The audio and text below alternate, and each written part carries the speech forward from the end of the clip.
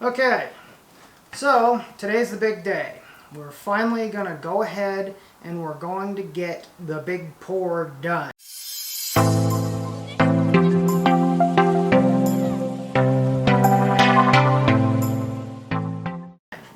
Got my epoxy in, got a bunch of sand, and got the rest of this in. So we are ready to rock.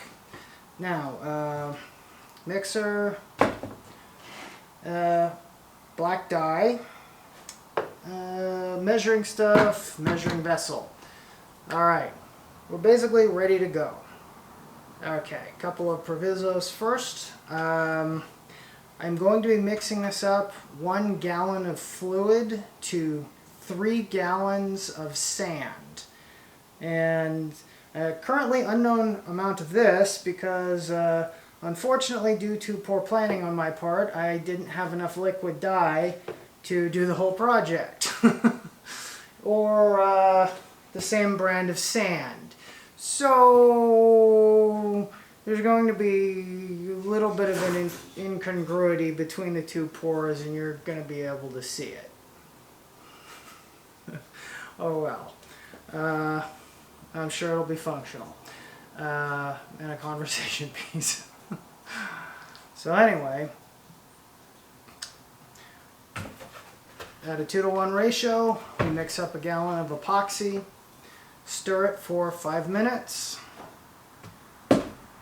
add the dye, then add the sand, and then we pack it in, repeat as needed until this thing is filled in and screeded clean. Now there's a couple of inclusions here. We've got 1, 2, 3, 4. These are some steel conduit. They are going to be pieces. They are going to be used for adjustable feet in the final build. I'm going to go in about like that. So we need to keep those clear. And also, right in here, there's an area that is going to, I have set it up so that it is, that it also doesn't fill in. It is supposed to be a void. It will allow me to put something in vertically that's a bit tall. I have to set it up over there, but the point is, this is going to be there so I can, do tall stuff. And we're going to screed the top. And then let it dry.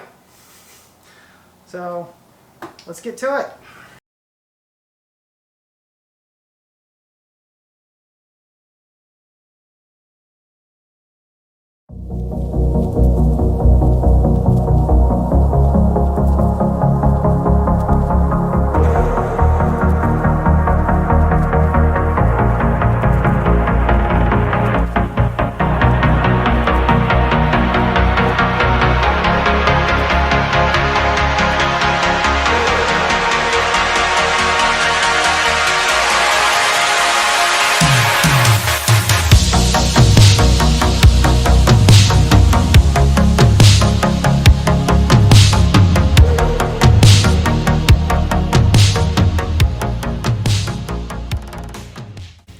Okay, it is day 7, and miracle of miracles, this thing has fully cured.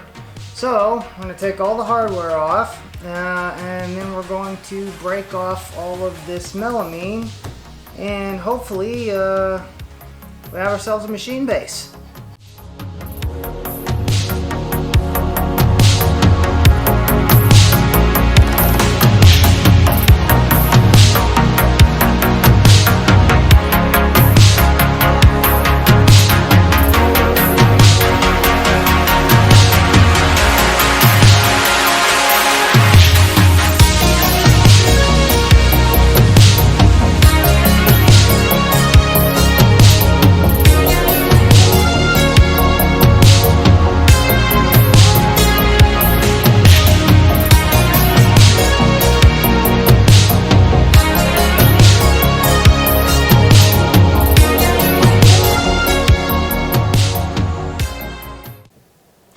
Okay, here it is, all demolded. We have our machine base. Nice and solid, the epoxy cured. I am genuinely pleased with this. This is pretty much exactly what I want. Although I'm not so sure now, looking at it, that this hole is. I set it up for a plug, and I'm not entirely sure what I'm going to do there yet. But all in all, I'm very happy with it. Looking at these edges, and I can see that rounding them probably would have been better. And there are a couple areas where I didn't get enough mold release on, and the melamine stuck.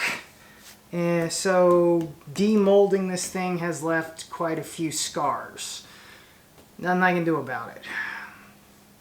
But since this is my first time ever doing this, I'm going to cut myself just a little slack and say that it works, and it's not terrible looking. So I'm just going to go with that. Now there is an issue. Don't know if you can see this. Let's see.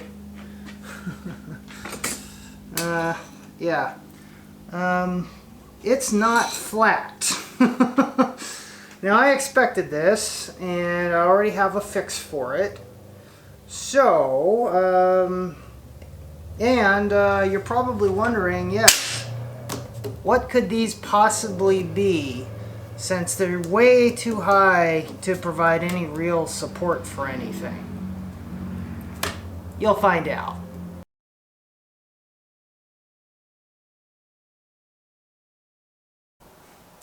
Okay, so when I was doing the pour earlier on this thing, I managed to get some of the material into the tubing, which was specifically going to be used for the adjustable feet. Now to clear that out, I bought a masonry bit and just drilled it out, and worked fine. Problem is that I actually bought two. First one I bought was this 3/4 here, and this was too big. And I thought it was just going to be a wash. Oh well, 20 bucks down the drain, because I don't need this. Well, as it turns out, I don't have any more of these smaller size adjustable feet, or any adjustable feet. So I had to come up with an alternative. And the best thing I could figure out was I have a lot of this 3/4 inch all thread and nuts and washers. So I'm just going to weld these up.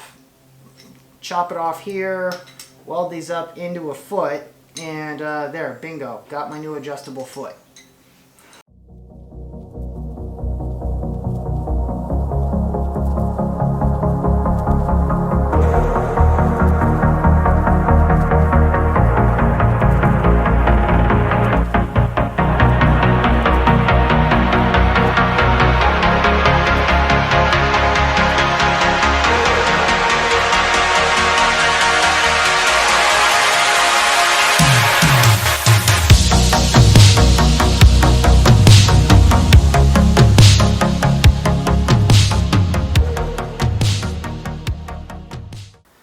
Now, as you can see, we have two trusted levels, and I have done the preliminary leveling out on the table here, the base. I've got the feet all welded, the new feet welded up in the center, and what I discovered is that this thing is not flexing as much as I thought it was, which is great. Not so great, that bow that you can probably see in there is how it was cast, which again I expected, considering I used an MDF form rather than say a solid aluminum, or say one made out of aluminum or whatever, something much more rigid for this amount of weight. Okay, I expected it. Now what probably happened is that I think I had the center support just a little too long. Oh well. Now the nice thing is that I had always expected for something like that to happen. The whole plan this whole time has been that this surface here was just not going to cast perfectly level with the form material that I had available to me. I've known that was going to be an issue the whole time. So it left me trying to figure out how to get around that. Here's the thing. This surface needs to be flat. It absolutely needs to be flat in order for this machine to work. So how do I do that? This is sand. There aren't a whole lot of machine tool bits out there that can handle sand. You know, I'm sure there's something, but I haven't even looked into it because it's going to be so expensive and my rig's not going to be able to handle it. Very likely. So, since subtraction's not an option, what do you do? What about addition?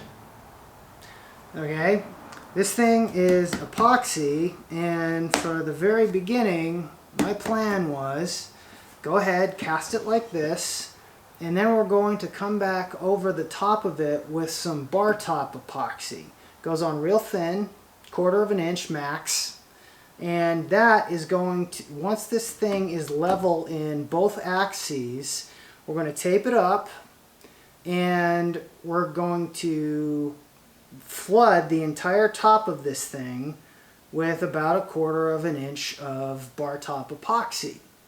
And liquid always seeks a natural level. It always does. As long as you can keep it warm enough to pour correctly.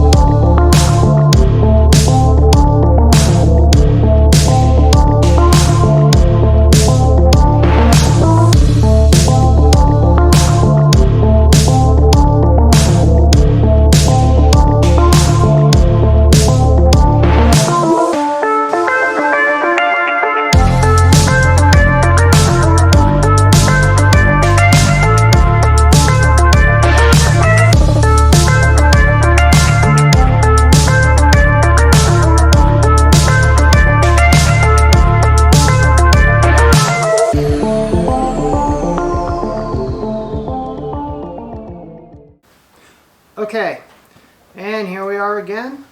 We have finished our final pour of the epoxy, the bar top epoxy. And if you're wondering how flat this is now, that is a professional straight edge. It's sitting on its narrow end. Let me show you.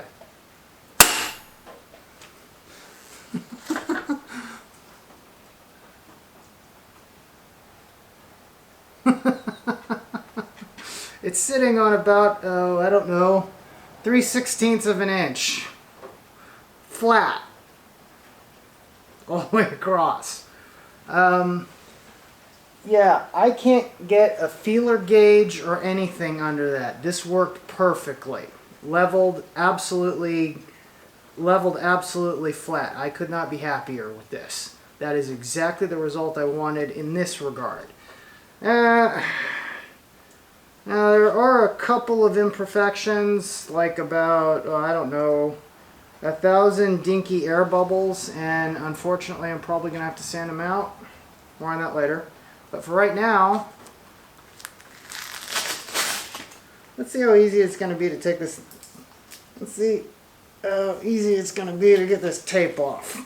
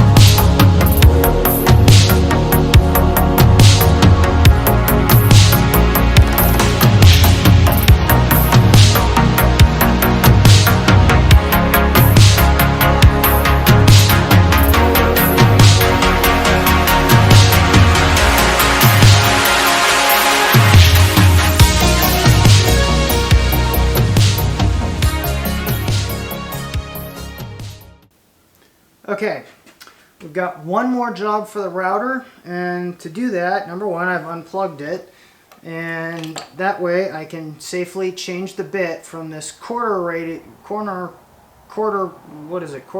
radiusing bit, or whatever it's called, to a 1/4 inch. This is from a company called Micro. It is a metal milling bit. It is carbide. It is a single flute. They're sort of their aluminum hog or aluminum roughing bit that I've had very good luck with in the past.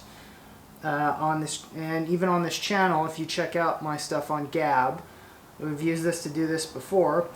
What we're going to be doing with this is we're going to put it in the router. We're going to clamp our straight edge down. Then we're going to take the router and open up a 1/4 inch channel in the top of this aluminum tube all the way down. And that is going to become T-track, because I have a bunch of 1/4 inch hardware, and it will work perfectly, which will double the double the work holding I've got. Right now I've got all the 56 M8 threaded holes for the heavier stuff. This is going to be 1/4 inch for big slabs. Real quick, just slide a thing in and clamp it down and boom. So just gives me a little bit of flexibility. Anyway, let's get to it.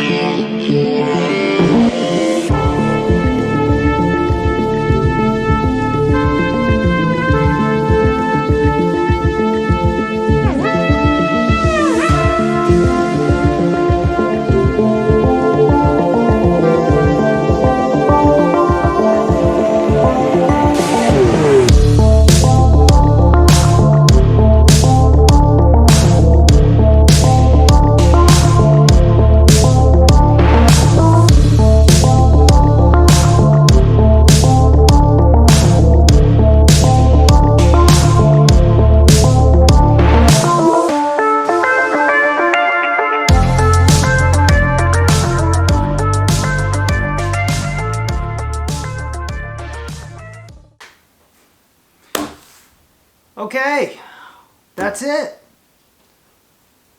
You know, there's a few assorted little detail things I could probably do to smooth out here and there, but that's it for the base.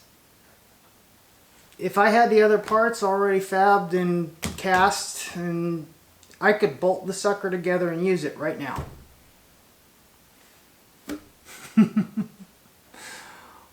So speaking of, that's our next step.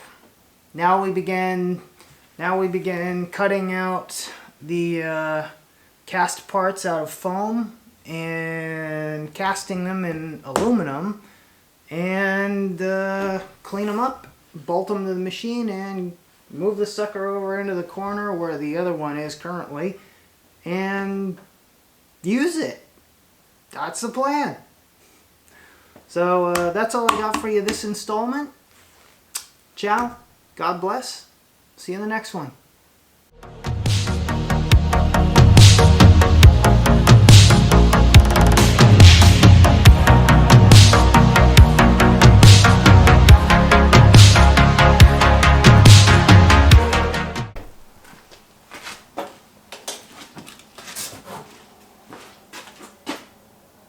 Ciao? Why do I even say that? I'm not Italian.